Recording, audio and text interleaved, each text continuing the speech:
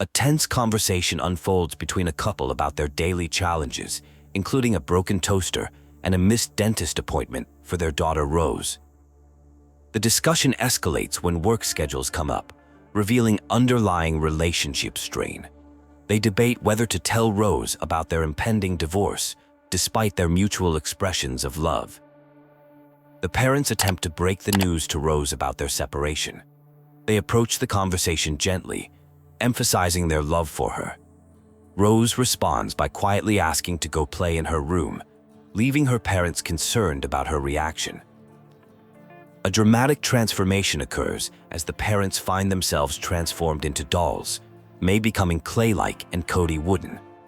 They encounter Dr. Hakim, a self-help book character purchased by Rose, who declares his intention to help fix their relationship. In their new doll forms, May and Cody pursue animated fuses through a surreal environment. They experience challenges adapting to their transformed bodies while trying to reach their daughter Rose. Their pursuit leads to various physical challenges and obstacles. The couple encounters an antagonistic vacuum cleaner with a grudge against Cody for past mistreatment. The vacuum confronts them about broken promises and replacement with a newer model, leading to an intense confrontation filled with action and danger. After defeating the vacuum, May and Cody discover Rose created the dolls they now inhabit. They meet a helpful hammer who offers to guide them to Rose in exchange for saving its rusted friends from May's old toolbox. The situation reveals more about May's abandoned hobbies. Dr. Hakim introduces relationship challenges the couple must face together. Despite initial reluctance, they engage in these trials, showing signs of their lingering competitive spirit and teamwork capabilities. Their adventure continues as they navigate through increasingly complex obstacles while trying to reach their daughter. A chaotic scene unfolds as characters try to reach someone named Rose. After a tense moment involving an explosion, they need to cross to the other side. Despite initial hesitation about safety, they attempt a risky maneuver, but Rose leaves before they can reach her, resulting in getting locked out. A mysterious figure suggests looking for alternative paths rather than focusing on the closed door. The discovery of old binoculars leads to an important revelation about the character's transformation into dolls. The binoculars, a sentient observer, reveals witnessing Rose crying while sitting with dolls, with tears falling onto them. This observation sparks a theory about a magical spell being responsible for the transformation. A plan develops to reverse the spell through the same method that created it, Rose's tears. The characters must find Rose, who is located in her room, and somehow make her cry on them again to break the spell. They begin plotting a route to reach her via climbing trees. The journey through the tree reveals mysterious windows and doors, leading to an encounter with suspicious inhabitants. Upon investigating a door in the tree, the characters end up trapped in a glass jar, creating tension and frustration between them. A confrontation with squirrels reveals they suspect the characters of working with wasps. After a tense interrogation and test, the squirrels realize the characters might be potential allies instead of enemies. The situation begins to shift from hostile to potentially cooperative. The squirrels explain their predicament. Wasps have invaded their tree and decimated their tribe.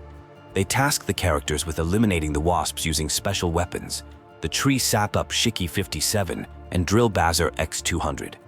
A complicated situation involving a robot queen and a traitorous agent adds to the mission complexity. The characters descend into what appears to be a war zone equipped with the squirrels' technology. The environment becomes increasingly hostile and complex, featuring various strategic points and dangerous obstacles. Personal tensions between the characters surface during this dangerous mission. A major confrontation occurs with a powerful enemy, leading to an intense battle. The characters work together to attack their opponent, specifically targeting its weak points. Their coordination suggests improving teamwork despite their earlier conflicts. The situation escalates as a security system detects intruders. A supreme Wasp queen, revealed to be a squirrel operating a robot, commands forces to capture the protagonists dead or alive. Despite fear and hesitation, they press forward with their mission while dealing with an annoying presence giving unwanted advice. A group is engaged in combat using match guns, with Cody demonstrating skill. The situation intensifies as bigger weapons are brought out, and someone referred to as the Exterminator joins the action. The environment becomes challenging as they need to navigate through water, leading them to commandeer a boat for escape. The group encounters beautiful but deadly jellyfish while traveling by boat. They discover illuminated cave paintings showing historical events and possibly their own story depicted on the walls. The atmosphere is filled with both wonder and caution as they proceed through this mysterious environment. They encounter a massive flying catfish. Despite initial concerns about its size and potential danger, they use it as transportation. The ride becomes intense as they narrowly avoid collision with a wall, resulting in another fall. This leads to a discussion about their enhanced physical capabilities in their current forms. The group faces navigation challenges, including a deep pit and an elevator they must cross. They encounter wasps and meet a beetle mercenary who works for food and shelter, particularly nectar. Through negotiation, they convince the beetle to help them against the wasp queen in exchange for nectar. A confrontation with the supposed wasp queen reveals she's actually a robot bumblebee. After this revelation, they discover hidden nectar and engage in combat. The bumblebee learns about her true importance as a pollinator, essential to human survival, leading to a shift in allegiances. The situation escalates into an aerial chase and battle. Despite limited flying experience, they manage to pilot an aircraft while defending against attacks. The combat involves explosive acorns and requires coordinated efforts between piloting and defense. The scene shifts to a more personal moment involving a child with Moon Baboon toy and attempts to reconnect with a parent who appears to be experiencing difficulties. The interaction reveals underlying family tensions and desires for reconciliation. After their adventure, attention turns to a child named Rose. The group debates how to approach her, considering their transformed state as dolls. Conflict arises about their readiness to interact with Rose, revealing deeper interpersonal tensions. They explore a space-themed area filled with pillows and video game elements. Upon encountering a password-protected barrier, they face unexpected challenges that transport them to what appears to be a space-like environment. They meet Moon Baboon, who reveals their mission involving Rose's tears. During an intense adventure, two people find themselves in a mysterious space dealing with gravity-defying elements. They discuss a space monkey that was purchased for Rose, with some tension around that decision. The monkey appears to have been protective of Rose, though there are concerns about their mission to collect Rose's tears to help restore her parents.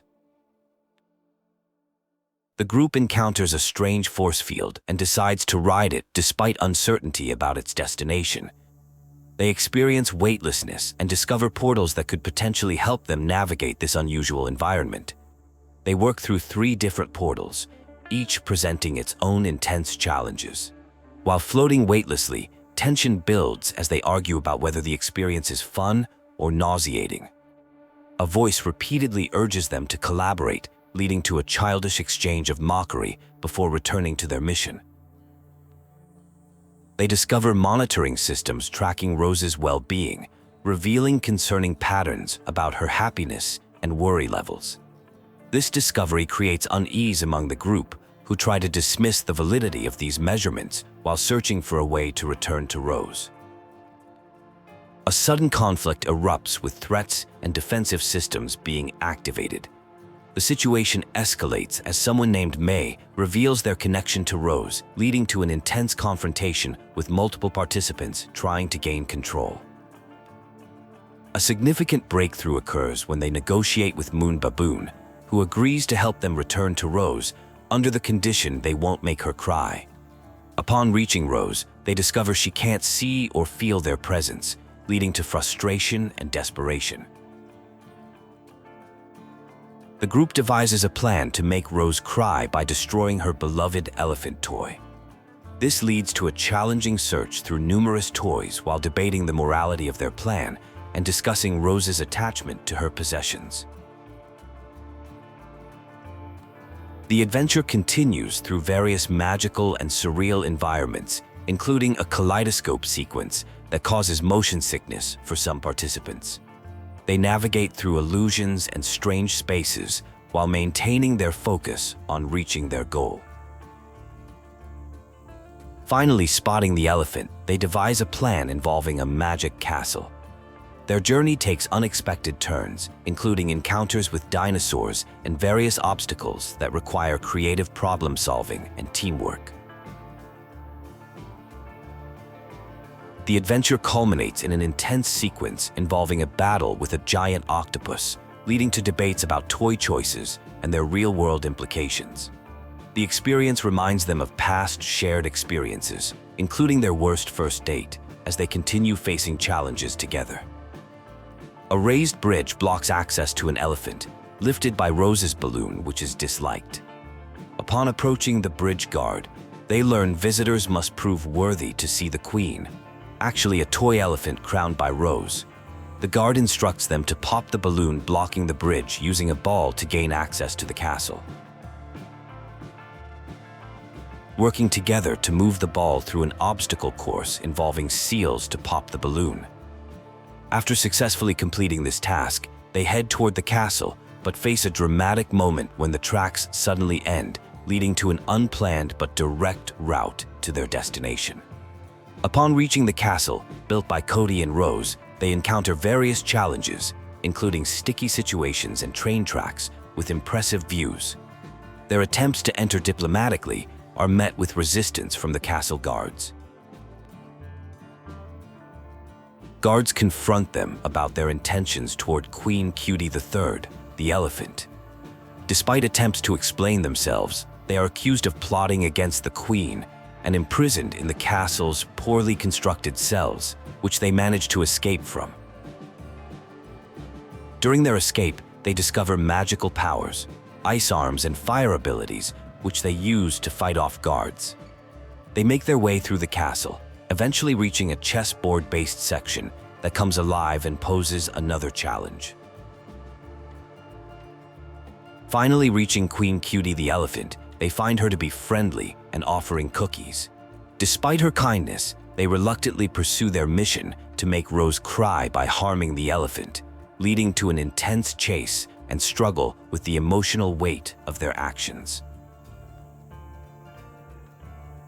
They succeed in breaking the elephant, causing Rose to cry, but the spell surprisingly doesn't break as expected. They discover a letter from Rose explaining how to fix everything, but Dr. Hakim interrupts by tearing it into 4 pieces. Dr. Hakim turns the situation into an impromptu couples therapy session, forcing them to confront issues in their relationship, particularly about time management and work-life balance. The conversation reveals underlying tensions about one partner being frequently absent due to work commitments. A discussion begins about the concept of time, with assertions that someone has no sense of time limitation. The conversation shifts to the topic of cloning, suggesting the ability to create duplicates of oneself. Progress is being made in understanding these concepts as the participants find themselves in an unfamiliar location. 2 parallel tracks appear with wooden figures that need to be brought together. This task is presented as a challenge that must be completed to earn a piece of Rose's letter, which is needed to break a spell. The wooden figures suddenly disappear, leading to confusion about how to proceed. A tense conversation unfolds about someone being absent from home frequently. One person expresses concern about losing their relationship due to constant absence, while the other defends their position by citing financial responsibilities and job obligations. The focus shifts to a massive clock tower, which becomes a central destination. However, access to the main tower requires solving puzzles in smaller surrounding towers first. Despite requests for direct entry, they must follow the prescribed path of solving these preliminary challenges. The participants face dangerous obstacles, including moving walls and mechanical challenges. They successfully navigate through these hazards, demonstrating teamwork and quick thinking to avoid being trapped. Progress is made as a cuckoo clock begins working again, marking a significant achievement. This success leads to receiving the first piece of 3 needed letter pieces, with the promise of more challenges ahead, focused on relationship dynamics. The scene transitions to a familiar location, a snow globe containing memories of their first skiing trip together. They receive new magnetic powers and must reach the mountaintop for the next letter piece while dealing with cold temperatures and challenging conditions. The pair discovers their old ice skates and winter clothes in a cozy cabin, triggering nostalgic memories. They briefly contemplate staying, but decide to continue their journey, leading to a playful ice skating race. They arrive in a town where they once spent their first Christmas together, finding it frozen and lifeless. Their task involves using bells to break the ice and restore the town's vitality, symbolizing the need to revitalize their relationship. The adventure continues in a town with 3 bell towers that need to be awakened. The environment feels warmer and more welcoming, with a quaint marketplace visible nearby. The machinery to operate the bells is discovered, and once activated, brings new energy to the entire town.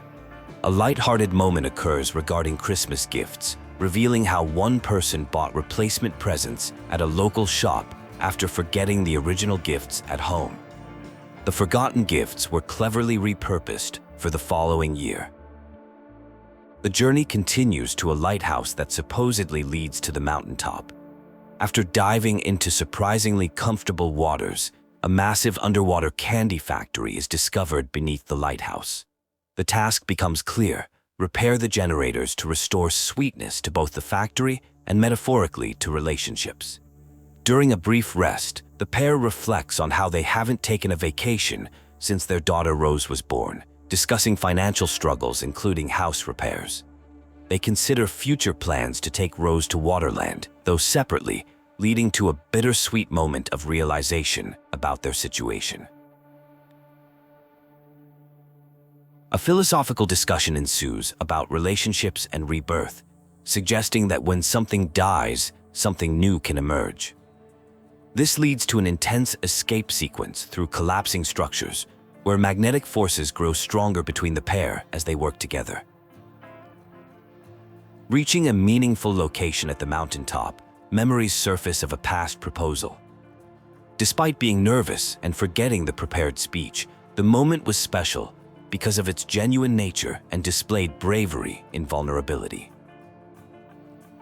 The focus shifts to discussing purpose and passion in life, particularly regarding an abandoned dream of building a garden. Tensions arise over lack of mutual support and appreciation, revealing deeper relationship issues. The garden metaphor becomes literal as they encounter an overgrown space representing neglected passions. A mysterious purple infection threatens the greenhouse, symbolizing how abandoned dreams can become corrupted. The challenge becomes clear: nurture these passions or watch them slowly die. The discovery of a rapidly spreading purple infection in the garden creates immediate concern. There is an urgent need to remove the threatening purple substance before it causes further damage. The infection demonstrates remarkable speed in taking over parts of the garden, leading to worry about its powerful nature and potential to destroy the garden entirely. Upon reaching the greenhouse, it becomes clear the entire structure is infected. The source is traced to a special plant named Joy, the first flower planted in the greenhouse. Despite the sentimental value of Joy, the infection has spread extensively throughout the greenhouse, though there remains hope to stop it and restore the garden to health. A helpful encounter with friendly spiders provides unexpected transportation assistance through the garden. The spiders prove to be surprisingly gentle and comfortable to ride, turning what could have been a difficult journey into an almost magical experience, reminiscent of a long-desired jungle tour. The journey continues through a moldy, humid underground area where dangerous encounters with various creatures occur, including centipedes and sleeping moles. Extreme caution is required to navigate past these obstacles without waking the threatening moles that have been damaging the garden with their tunnels. Transportation assistance comes from some quirky characters who offer rides toward the garden fountain. These guides express strong opinions about the purple infection, describing it as destructive to the garden's atmosphere. Their unique personalities and yoga practices add an unexpected element to the journey. Progress begins to show as efforts against the infection take effect. The garden starts displaying signs of recovery, with new flower growth and increasing vibrancy. However, patches of infection remain, requiring continued attention and elimination efforts to fully restore the garden's health. The final confrontation with the infection leads to a critical discovery about Joy, who is found to be alive but severely affected by the infection. Despite the dangerous situation, attempts are made to save Joy through careful intervention and removal of the infection from within. A breakthrough moment occurs as participants feel they are reaching an important milestone. There are exchanges about dealing with pain and addressing feelings of being fraudulent. The scene transforms into something described as beautiful, leading to a heartfelt moment of gratitude and apology between two parties discussing the importance of partnership and believing in oneself. The focus shifts to finding purpose and passion in life. A discussion about singing emerges, with one party having abandoned their musical passion for practical reasons. Others encourage returning to singing, suggesting that giving up passion means losing part of oneself. A discovery in an attic leads to finding old music equipment. Plans form to create a makeshift concert venue using an old record player. Despite initial reluctance and insecurity about singing after many years, preparations begin for a performance. The setup requires gathering lights, speakers, and microphones. Memories of past musical experiences surface, including references to family history. The scene transitions to a heavenly setting, complete with clouds, light rays, and an orchestra pit. A mission develops to rescue kidnapped orchestra members from devils. This leads to an adventure involving floating musical notes, flying through clouds, and confronting adversaries to retrieve keys and free the orchestra. After successfully assembling a large musical ensemble, preparations continue for a major performance. Discussion turns to gathering an audience, leading to an encounter at a nightclub entrance where age verification becomes an issue. The situation resolves with help from an insider, allowing entry into a surreal club environment. The scene begins with playful banter and movement, with someone named Cody being encouraged to dance and loosen up despite their hesitation. There's teasing about partying and concerns about safety, creating a light-hearted but slightly chaotic atmosphere. The location appears impressive to the participants, who reflect on their recent experiences. They describe it as the weirdest, most dangerous, yet fun adventure they've been through. The environment is filled with excitement and anticipation from a crowd. An awkward dancing situation unfolds, with someone attempting to energize the crowd through dance moves and hip gyrations, but receiving a negative response. Despite the poor reception, they remain enthusiastic, while others suggest playing music might help improve the atmosphere. The focus shifts to setting up audio equipment and preparing for a performance. The crowd grows increasingly excited as technical preparations are made. The atmosphere builds with mounting anticipation for what's to come. Pre-performance anxiety kicks in as someone expresses nervousness about performing after a long break. Others offer encouragement and advice, including the classic tip about imagining the audience in their underwear. The performer struggles with perfectionism. A touching moment occurs with encouragement to sing from the heart, followed by an emotional connection to a past memory involving a mother and a favorite song. The scene carries deep emotional significance. A dramatic shift occurs when a letter is discovered. The contents reveal a child's heartbreaking misconception about being responsible for their parents' divorce. The child, Rose, has decided to run away, believing it will help fix their parents' relationship. An emotional reunion takes place where parents reassure Rose that their problems are not her fault. They express their unconditional love and commitment to being there for her, regardless of their own relationship status. The scene concludes on a lighter note with discussion about finding treasures in unexpected places. The group heads home together, sharing playful conversation about hypothetical situations and acknowledging personal growth in their relationships. The mood has shifted to one of understanding and reconciliation.